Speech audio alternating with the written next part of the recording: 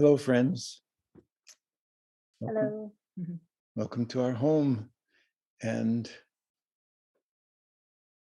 in, in a conversation the two of us are having about something I think really vital to all of us now. Mm. Yeah, I know personally just been feeling this increased sense of urgency and and that, what is playing out at this time now with it's like a tipping point in so many domains. There's climate, environment, the political and social divisions escalating in the US, and then of course the war in the Ukraine. It's just um the $1 million question is, what's where does this go? And I think we can evolve into greater consciousness, or we can really devolve and maybe even extinction, at least in many ways. And I love what the indigenous elders of the Andes, they've talked about this time, and that really the opportunity that is here at this time is um, is an opportunity for humanity, that we're in the midst of giving birth, but we're giving birth to a new consciousness, new humanity that is much more connected, that is much more um, uh, grounded in heart, and and it's ours to choose. And for me, it's both a personal choice, and it's a collective choice. And Always when we're looking into these things, and when I think about what my life's been about for 45 years, I have always known that there was no personal transformation that was an end in itself. mm, No, that we all must start with our own work, but that every every little insight obliges us to a more conscious level of relating. Um, my first book was called The I That Is We, because that's what the first deep realization of my life was about. I was in everything, everything was in me. mm, I even at that point asked the question, what about Hitler? And I, not when I was in the deepest state of that, but a little as I stepped out of it, and I knew I was in Hitler, Hitler was in me. That means in all of us, mhm, there's always light and dark. In all of us, there's always a choosing. But the intelligence that you're talking about, that is heart, um, why is it right now that people read, they hear, they read what's in the media, they read what's in the social media, they they they they we're all fed a point of view, zillions of point of views now from all different directions. And if you cannot differentiate the mental world and the emotions it arouses, the anger, the the blaming, the constant and incessant judgment, if you can't see that kind of mental activity that poisons you to any other person, the ignorance of racism, the ignorance of sexism, um, it, it, you have to know that's wrong if, and only if, your intelligence comes from a deeper source in you. And you don't just find that intelligence because you reach up to the divine, to God. You know, that's actually almost spiritual bypass, and has been for thousands of years. The intelligence is actually in the body.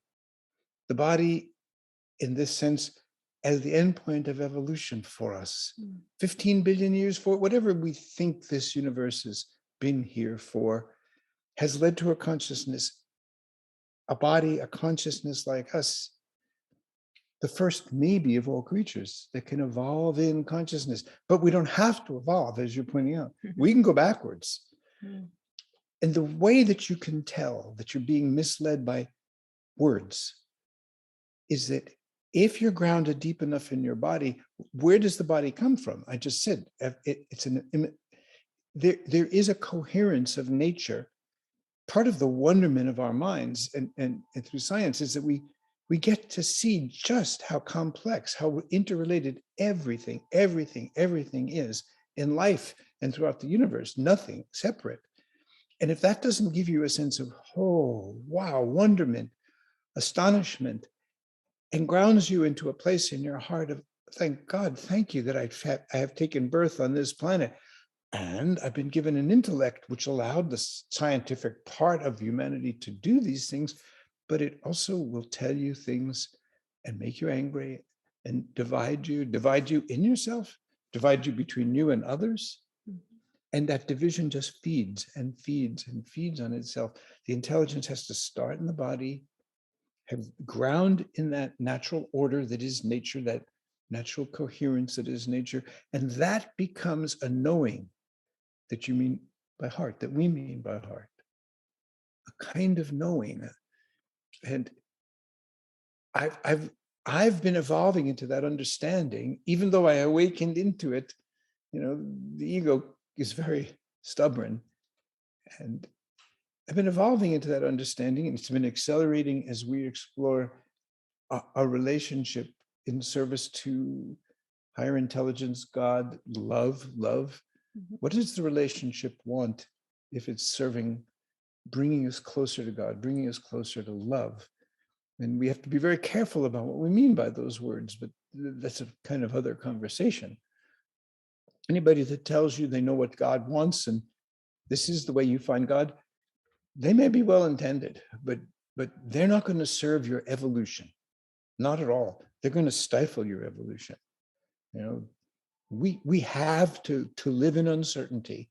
We do. And we have to make a choice for a relationship to ourselves, in ourselves, with the use of our awareness, our consciousness, and then live it moment by moment with each other. Yeah, I know that when I started down this path, I was not a seeker. I was really just trying to mind my own business, but it felt to me like something was calling me, and then over time I realized that love itself was calling me, and I believe love itself is calling all of us, and that also I really believe is the deepest longing, that what we all want is to be connected to source, to be connected within, and to walk our walk in this life that we've been given, in your own light, in your own being, and from a where our hearts guide us. Yes. The minds are our brains are an incredible, the conceptual mind, an incredible mechanism, and it can lead us down rabbit hole after rabbit hole, or horrific rabbit holes, or into war, into division, but when it can become an ally of the heart, the mind in service to love, it's like, wow, mm-hmm. That's incredible. What kind of a world would that be? Well, like you often say, in your own path, you've said, you reach a point when you look and you say, at moment by moment, what is mine to do? Mm-hmm. And in fact, I know that I've had a privileged life, in the sense that I've been able to listen to that call. I know I was called, probably much earlier than I ever realized. But I've been able to not only listen to that call, but to express it. I've had the blessing of living in a place of freedom, and in the blessing of having, by many parts of the world standards, great wealth. You know, by no means just simple middle class all my life. And still, even though this looks wonderful, in this part of the world, this doesn't buy an apartment house in Boulder. It doesn't even buy a hallway in New York. So it's so what is ours to do, especially right now, is that we do have an obligation to the privilege of our lives that have brought you to the moment you're listening to us, or you've heard of my work, or you've been reading books, or you've been on a path of you've explored meditation, you've explored personal transformation. And you cannot give away that to any form of information that betrays your heart. And for that, you need practice. You need reminders. And while we have done our best through Zoom during COVID time, what I've always known and what I know is that we must come together. And we can't let fear and the uncertainty and unpredictability and problems at borders and inconvenience tell us, I don't have an obligation to do that now. That's too inconvenient. We actually have to do this. We must choose to be part of, within ourselves, between each other, in a field of living presence that is moving us toward that evolution into heart intelligence and harmony, into the coherence of nature, into our obligation to be obedient to the natural order, and to build from that constantly, because we are at a tipping point with the environment. And we are at a tipping point of whether social media and words and thoughts are going to own our consciousness, or we're going to have a heart, and that mind is a servant to it. And if your mind divides, you become self-involved and judgmental and hold others responsible and blame, or attack yourself. And that is not what we're here to do. And it's not so easy to go forward in this consciousness. But we know when we come to Europe this summer, it's so, so important that we're actually with you, that you're actually with us. We don't care whether the next step for you is just healing some deep wound, or whether your life is touching hundreds of people or thousands of people. What we care about is that we come together to celebrate the responsibility and the privilege that our lives have made possible, that we even do it. And it will be that. It will be the most beautiful thing, that it's not such a serious work to let love live in you.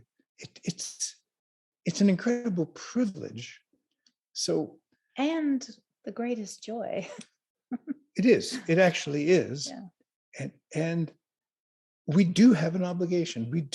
We are obliged by our privilege, and we are obliged by the call itself to hold, not just, if prayer were enough, human beings would be secure. If prayer for safety, if prayer for peace were enough, it's important, but it's not enough, because there is a deeper kind of coherence and a deeper kind of relational intelligence that is always calling to us. So we only know how to share that the way we do. And we're going to come, regardless of what the next thing of COVID does.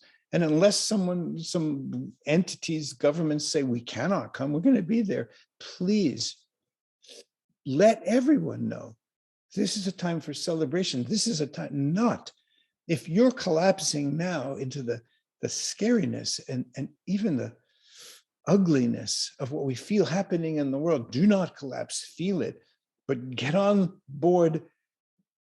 If it's the last breath we take, we want to be saying thank you. We want to be thank you, and we want to live thank you. Yeah. And for me, what I've really felt too is that in the opportunity is, we can collapse into fear, we can collapse into this separateness, or we can hold that and step into ourselves in a deeper way. And then from that place, it's like strength arises. It's a natural strength, a strength within that allows us to really move forward in a way that's aligned with our hearts, that's aligned with our visions, and Buddha, teacher, Dharma, teaching, Sangha, community of the teaching. Jesus said, where two or three or more are gathered in the spirit of what we're talking about. We call it heart intelligence, informed by the body that is literally opening again and again and again to its resonance with the natural order, its oneness with the natural order out of which it's emerged. When two or three or more are gathered in that way, that profound consciousness that informed the great souls of all time, that's still always here, that's still always calling, that's there. And it ain't such serious, heavy-duty business. It's really important, but it's also wonderfully joyous and playful. And that's our invitation to you. That's our invitation to you. That's what you're obliged to do, whether with us but every day. Don't listen to the news, but look at it, knowing that everything you judge is in you, and you're in everything you love. Everything that's ever been great is in you, and you're in that. Everything that's ever been ugly is in you, and you're in that. And you are more, always more. So don't be a servant of de-evolution, because that's the scary thing now when people live in their heads. I've seen very smart people. They've even been on some kind of consciousness path that are now completely taken over by conspiracy theories and nonsense, utter crazy nonsense, because they don't have a body. It's all been in their heads. And I think also one of the beautiful things of our work together is that regardless of whether you've been on a path for 30 years or you're relatively new to the path, the way in which we teach and the way in which we share, it meets you wherever you are. Always. So we love you wherever you are, because we know we're loved that way, wherever we've been, wherever we are. Because for me, there's no arrival. My experience is there's just a constant deepening into love and into life, and that's the game. Best game in town, I like to say. And it's a privilege. It's a privilege to have a life, to have taken birth on planet Earth as a human being. That is a privilege. That is a gift. And if there is a God, whatever that God is, that gave us the key to evolving ourselves in consciousness, didn't you think he'd be jumping up and down for joy every time we are a yes, every time we are a thank you? And it's not conditional. And she is too. Yes, she is. This Kathy says, she runs the show. Okay, friends, thank you. Thank you for visiting with us and listening and feeling with us. And we hope to see you this summer.